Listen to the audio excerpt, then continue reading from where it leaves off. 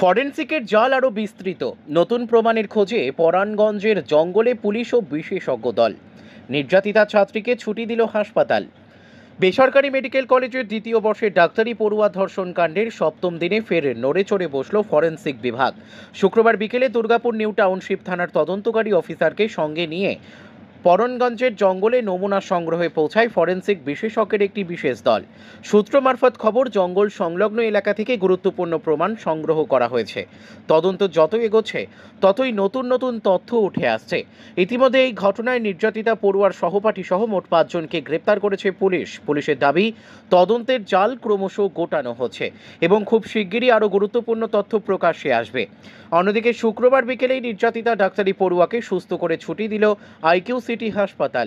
এক প্রেস বিজ্ঞপ্তিতে হাসপাতাল কর্তৃপক্ষ জানিয়েছে, তাদের মেডিকেল বোর্ড নির্যাতিতা পড়ুয়ার শারীরিক ও মানসিক সুস্থতার যত্ন নিয়েছে। বিস্তৃত পর্যালোচনার পর নির্যাতিতার পরিবারের সঙ্গে আলোচনা করে বাড়ি ফেরার জন্য উপযুক্ত বলে মনে করা হয়েছে। দুর্গাপুরের মেডিকেল পড়ুয়া ধর্ষণ কাণ্ডে পুলিশি তদন্তের পাশাপাশি ফরেনসিক দলের সক্রিয় ভূমিকা নতুন দিক খুলে দিচ্ছে।